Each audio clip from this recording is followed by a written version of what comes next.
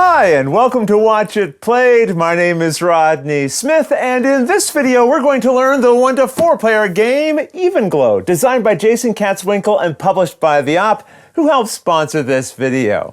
As an experienced alchemist, you're no stranger to growing weird and wondrous plants, but the ones you'll find in the Evenglow forest require particular care, forcing you to harness both the power of the sun and the moon. So join me at the table, and let's learn how to play. To set up, organize these plant tiles by color and keep them within reach of the players. These are known as vines, henbane, mandrakes, lion's mane, elderberries, and leaves. Also create a supply of these harvest tokens, along with the 3 decks of potion cards organized by type based on their colors. These are double-sided, and you'll keep the side with text at the top face up. Now give each player one of these garden boards. We'll assume we have 3 players in this video, returning any leftovers back to the box. Each garden board has 2 sides. This side is for the solo mode we'll discuss briefly later, but for now, we'll keep this side face up. Next, find the 21 plant cards, which have this front, and shuffle them.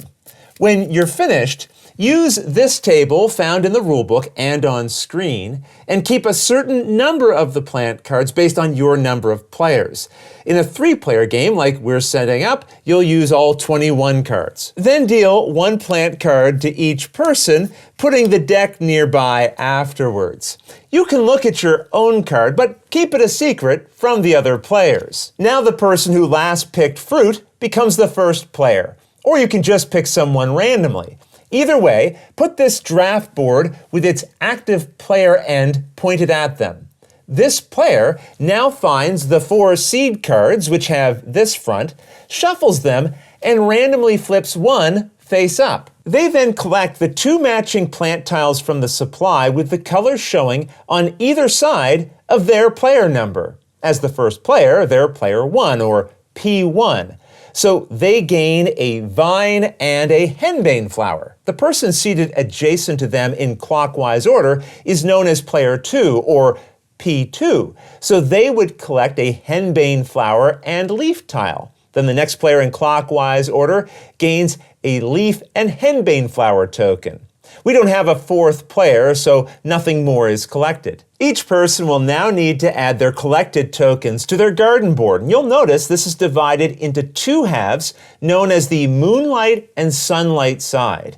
And each of these is divided into exactly 24 numbered spaces. Every person looks at the number in the center of the seed card that was drawn and adds their 2 tokens to the matching numbered spaces of their board. You decide which plant tile to put into each space, and you can rotate these however you like. Why you might put 1 token on one side versus the other will make more sense once we know more of the rules. But once everyone has made their choices, these seed cards can be returned to the box. And that's the setup. In Evenglow, you and the other players will be gathering and planting mystical flowers. But as we saw during the setup, anytime you plant something on one side of your board, you'll also plant something on the other side. Each plant will have its own way of scoring points, and you might even find ways to unlock special potions. Earn the most points from your plants and potions by the end of the game, and you'll win. The game is played over a series of turns, starting with the active player, who is the one with this draft board pointing towards them, and then turns will continue clockwise around and around the table.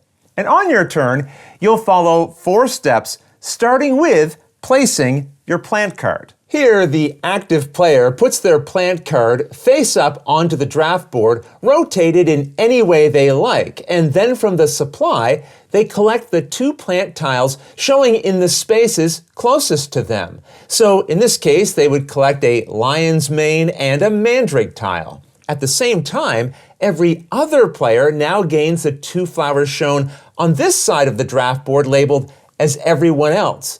So the other 2 players in our game would each collect an elderberry and henbane flower. Everyone now plants the 2 tokens they just collected into their own gardens. Anytime you're placing a pair of tiles, you must pick one of them to go into an empty space on the moonlight side, rotated in any way you like, and then the other one must go into the same numbered space on the sunlight side, also rotated as you like. Again, we'll see why you might want to put your tokens in certain garden spaces, but just know, anytime you gain a pair of tokens, you must plant them in the matching numbered spaces of both gardens. Also, after planting, you cannot move or rotate the pieces without the use of a potion, which we'll learn about later. Okay, after all the players have placed the plant tiles they collected, the active player draws a new card from the plant deck. If you go to draw a card and the deck is empty, just skip this step. Either way, the active player now moves the card on the draft board to a shared discard pile and passes the draft board to the next person in clockwise order with the active player side pointed towards them. And then that person follows the same 4 steps of a turn.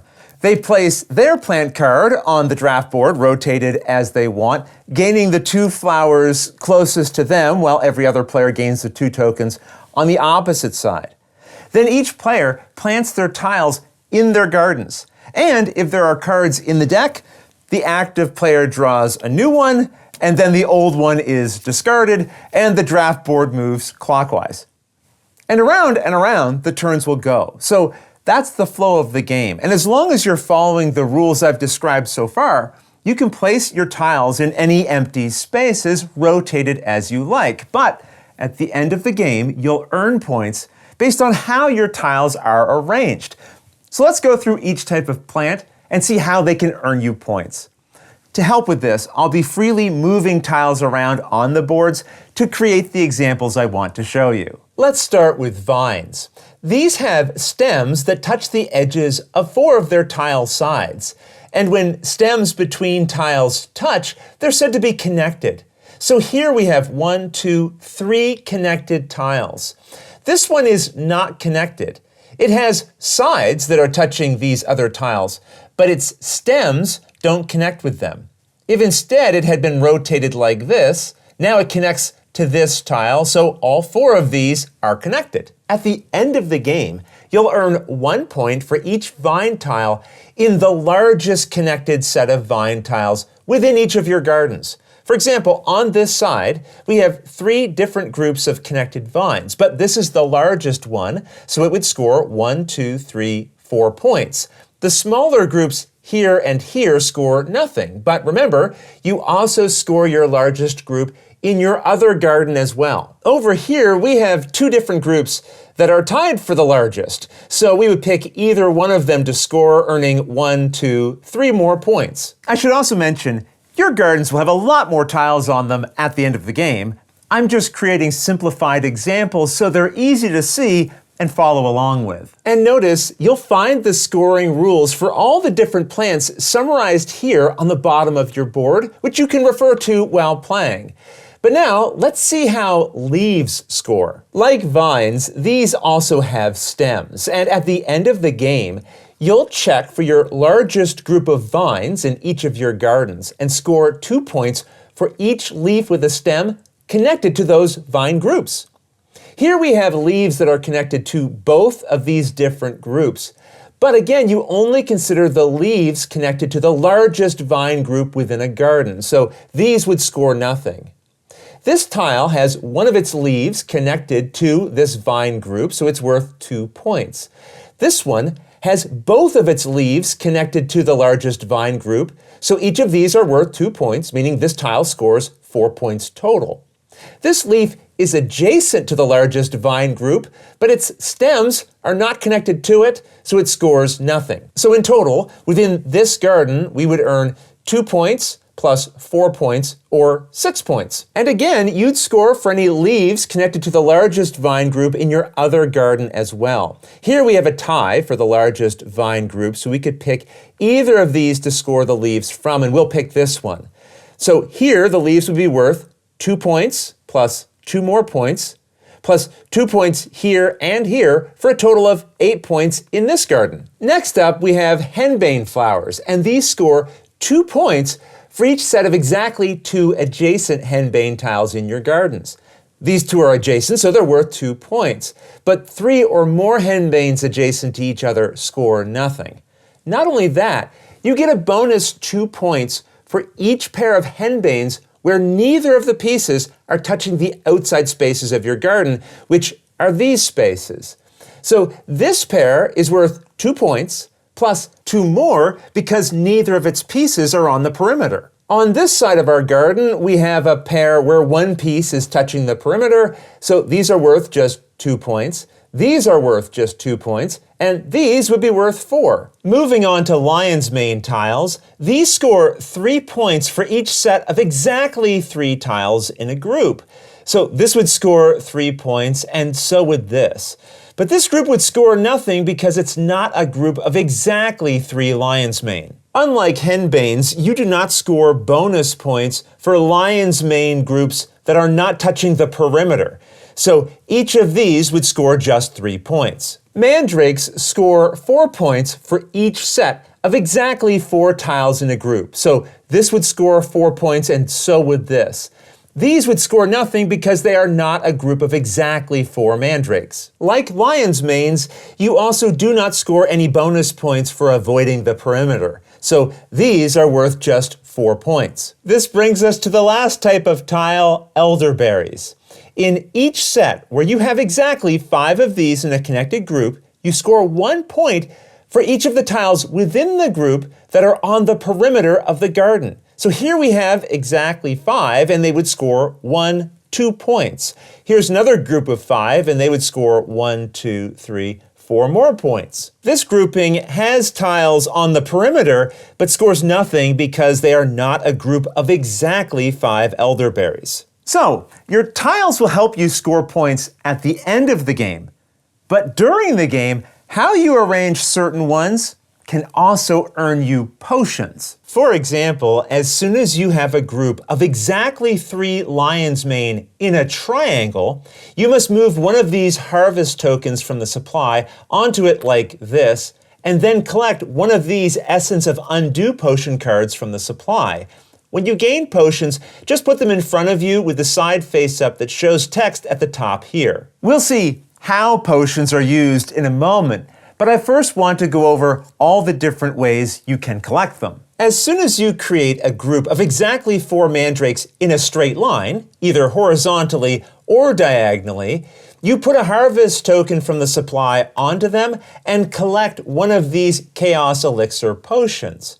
At the moment you have a group of exactly 5 elderberries in any arrangement, you add a harvest token to them and collect one of these Tincture of Transmutation potions. Now I should mention, after gaining a potion from an arrangement of tiles, if you add another token to that harvested formation later, it does not gain you a new potion. And these required groupings we've discussed must be the exact number of tiles and required shape all on their own. So if I later added this mandrake tile here, I would not gain a potion for these 4 unharvested tiles because they're connected to these other mandrake tiles, forming a group of 8. On the other hand, if I put this lion's mane token here, I've created a grouping of exactly 3 lion's mane tokens in a triangle, and that would gain me one of the Essence of Undew potions. Also, the potions in the supply are limited. If you run out of a type, you no longer collect it if you have the required shape in your garden.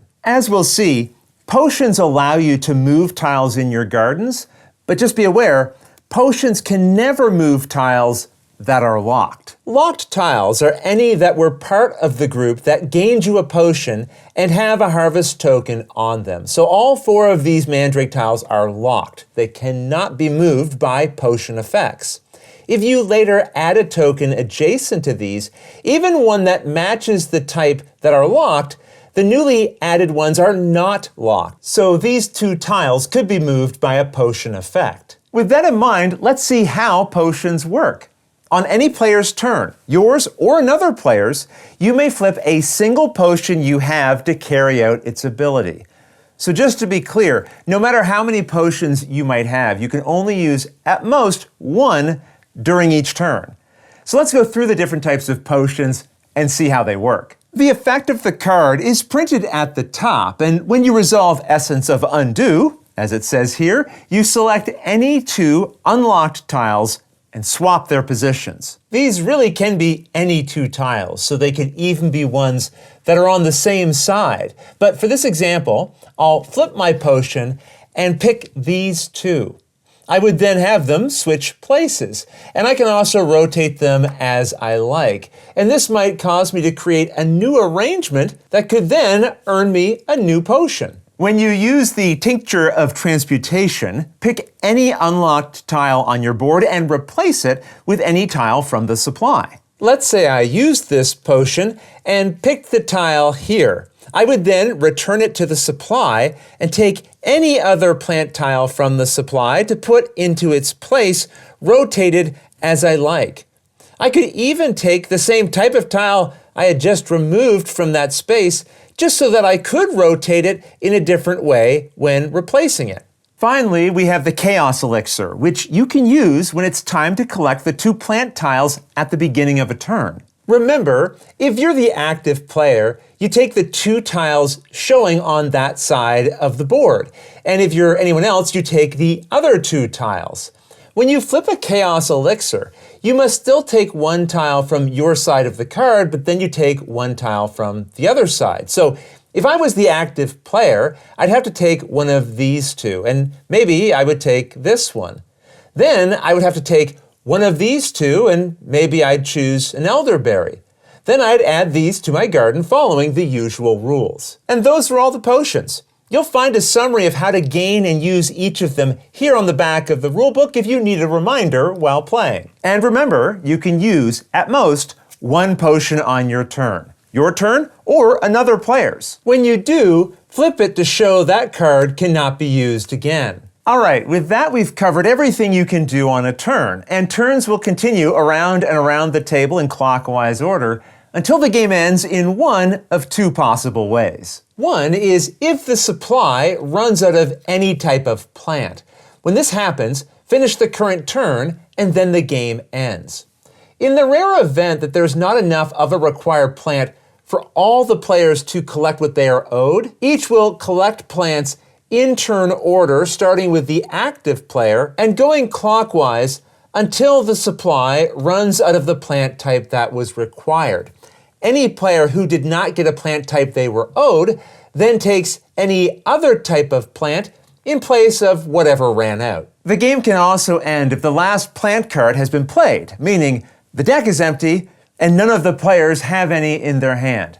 You then finish that final turn, and the game ends. Then it's time for final scoring using this included score sheet where you earn points based on the arrangements of your tiles as we learned about previously. You also earn the points showing here on each of the potion cards you collected, whether they are face up or face down. Players also earn 3 more points for each set of 3 unique potions they have. And again, it does not matter if they've been used or not, but you may only count each card once in each set. So here we would earn 3 points for this set and another 3 points for this one. Then the player with the most points wins. If there's a tie, the tied player with the most potion cards wins. And if there's still a tie, the tied player with the most unused potions wins. And if there's still a tie, the tied players share the victory. The game also comes with a My First Garden's family variant where you won't use harvest tokens and potions, and scoring rules are simplified. There is also a solo mode where you play against the reverse side of one of the other garden boards, with 3 of them having 3 different levels of difficulty for you to try to beat. But the family and solo variant I'll leave for you to discover on your own. Otherwise, that's everything you need to know to play Evenglow. If you have any questions about anything you saw here, feel free to put them in the comments below and I'll gladly answer them as soon as I get a chance. You'll also find forums for discussion, pictures, other videos, and lots more over on the games page at Board Game Geek, and I'll put a link to that in the description below. And if you found this video helpful, please consider giving it a like, subscribing, and clicking that little bell icon so you get notification anytime we post a new video. And if you'd like to support me directly, you can join our Patreon team, which I'll have linked below. But until next time, thanks for watching.